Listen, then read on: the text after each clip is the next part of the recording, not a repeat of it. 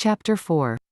When Jane and Elizabeth were alone, the former, who had been cautious in her praise of Mr. Bingley before, expressed to her sister just how very much she admired him.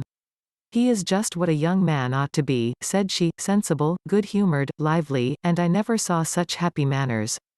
So much ease, with such perfect good breeding." "He is also handsome," replied Elizabeth, "which a young man ought likewise to be, if he possibly can. His character is thereby complete.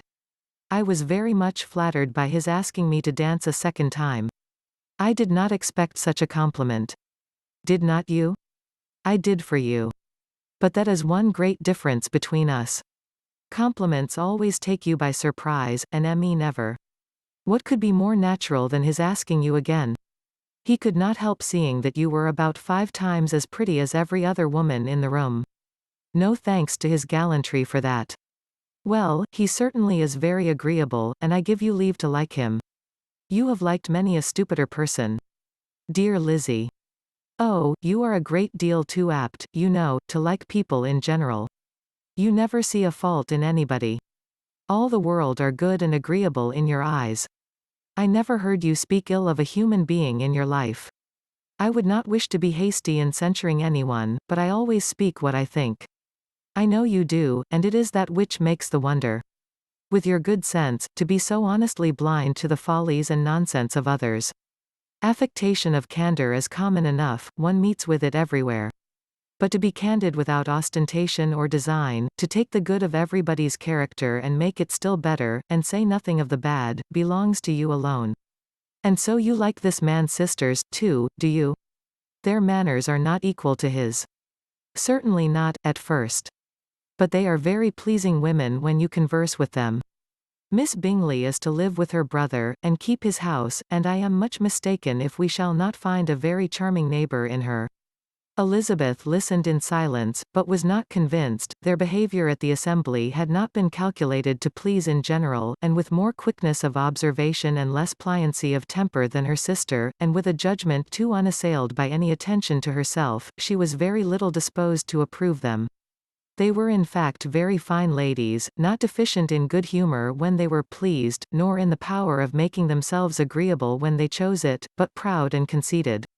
They were rather handsome, had been educated in one of the first private seminaries in town, had a fortune of £20,000, were in the habit of spending more than they ought, and of associating with people of rank, and were therefore in every respect entitled to think well of themselves, and meanly of others.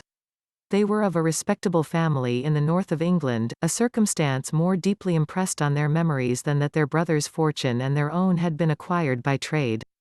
Mr. Bingley inherited property to the amount of nearly £100,000 from his father, who had intended to purchase an estate, but did not live to do it. Mr. Bingley intended it likewise, and sometimes made choice of his county, but as he was now provided with a good house and the liberty of a manor, it was doubtful to many of those who best knew the easiness of his temper, whether he might not spend the remainder of his days at Netherfield, and leave the next generation to purchase. His sisters were anxious for his having an estate of his own, but, though he was now only established as a tenant, Miss Bingley was by no means unwilling to preside at his table, nor was Mrs. Hurst, who had married a man of more fashion than fortune, less disposed to consider his house as her home when it suited her. Mr. Bingley had not been of age 2 years, when he was tempted by an accidental recommendation to look at Netherfield House. He did look at it, and into it for half an hour, was pleased with the situation and the principal rooms, satisfied with what the owner said in its praise, and took it immediately. Between him and Darcy there was a very steady friendship, in spite of great opposition of character. Bingley was endeared to Darcy by the easiness, openness, and ductility of his temper, though no disposition could offer a greater contrast to his own, and though with his own he never appeared dissatisfied. On the strength of Darcy's regard, Bingley had the firmest reliance, and of his judgment the highest opinion. In understanding, Darcy was the superior. Bingley was by no means deficient, but Darcy was clever. He was at the same time haughty, reserved, and fastidious, and his manners, though well bred, were not inviting. In that respect his friend had greatly the advantage. Bingley was sure of being liked wherever he appeared, Darcy was continually giving offence. The manner in which they spoke of the Meryton assembly was sufficiently characteristic. Bingley had never met with more pleasant people or prettier girls in his life, everybody had been most kind and attentive to him, there had been no formality, no stiffness, he had soon felt acquainted with all the room, and, as to Miss Bennet, he could not conceive an angel more beautiful. Darcy, on the contrary, had seen a collection of people in whom there was little beauty and no fashion, for none of whom he had felt the smallest interest, and from none received either attention or pleasure. Miss Bennet he acknowledged to be pretty, but she smiled too much. Mrs. Hurst and her sister allowed it to be so, but still they admired her and liked her, and pronounced her to be a sweet girl, and one whom they would not object to know more of. Miss Bennet was therefore established as a sweet girl, and their brother felt authorized by such commendation to think of her as he chose.